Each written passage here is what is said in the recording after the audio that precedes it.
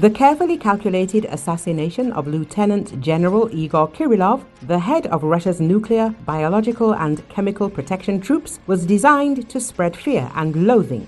Fear because if Ukrainian special forces can kill a top commander in Moscow, nobody is safe.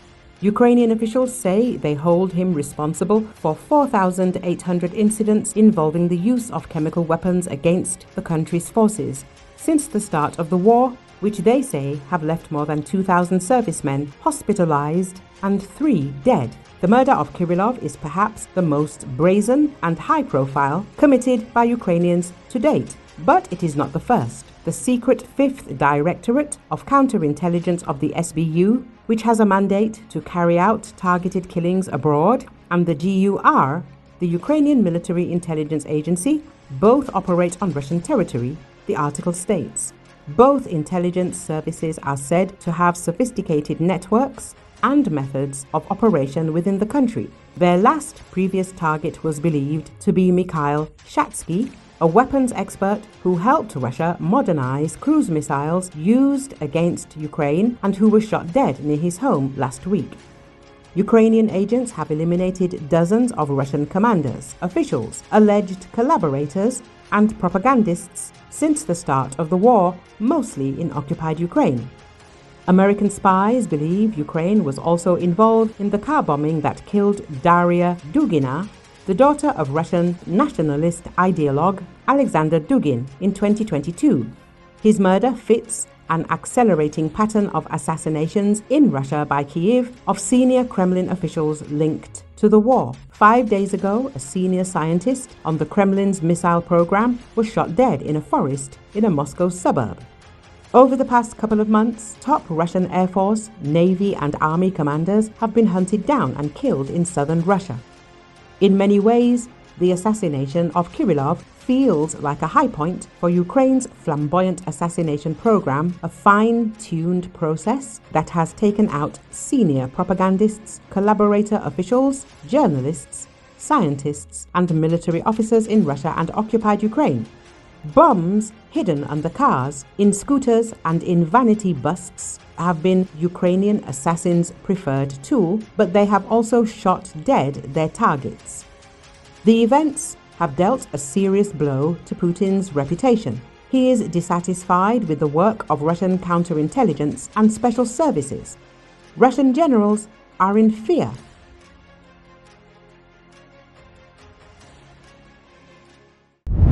Honolulu, Hawaii TV station KITV is reporting that a small cargo plane crashed near Daniel K. Inouye International Airport in Honolulu on Tuesday. Honolulu EMS Director James Ireland and Honolulu Fire Chief told reporters that 2 people were killed in the plane. They said the plane damaged an abandoned building, but caused no further injuries. Our initial assessment was there were 2 deceased in the wreckage, Ireland said. We did interior search to clear the building.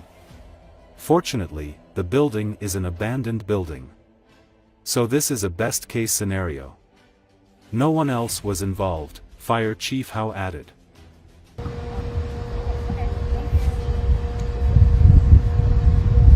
We did interior search to clear the building.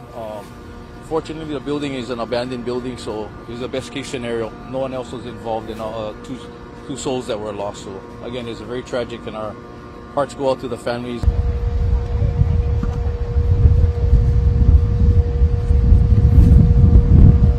Actually, like I said, the fire is not much contained by the building. It's more in the parking lot area and confined to the wreckage itself.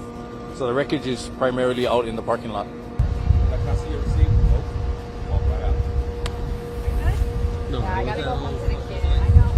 Our initial assessment was there were 2 deceased in the wreckage, and again, just so tragic because we really are always hoping that there's somebody to help. And our concerns then were on the building. Part of the building was leaning over from the damage from the aircraft, so it wasn't safe underneath that, and the fire department kind of cordoned that off so it wouldn't be a risk to the rescuers. And then we just waited in case there was anybody in the building. But again, because it was an abandoned building, fortunately there was no one there. This is funny because my son's basketball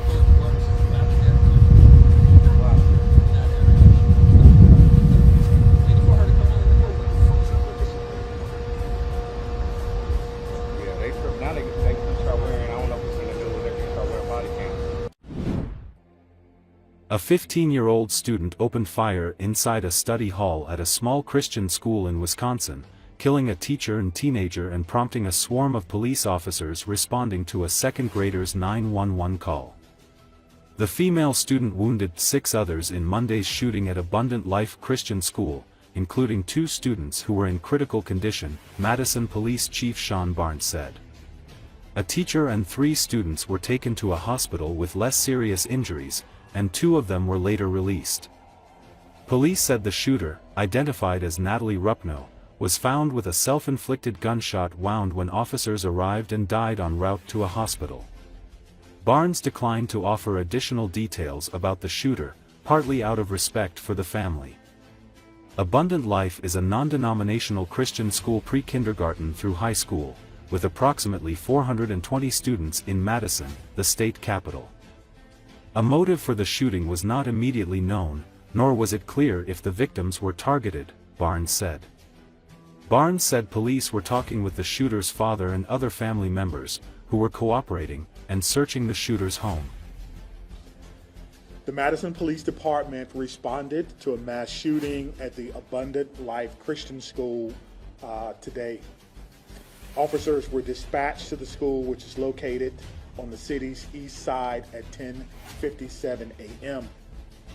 They arrived to find multiple people suffering from gunshot wounds. 3 people, including the shooter, are dead. The shooter has now been identified as 15-year-old Natalie Rupno, who went by the name Samantha. She was a student at the school, and evidence suggests she died from a self-inflicted gunshot wound. A teacher and a teenage student were pronounced dead at the scene at that school. 6 other students and a teacher were injured and taken to area hospitals. 2 students remain in critical condition and have life-threatening injuries. A teacher and 3 students were treated for non-life-threatening injuries.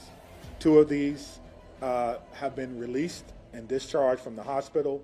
The other 2 survivors are considered to be in stable condition.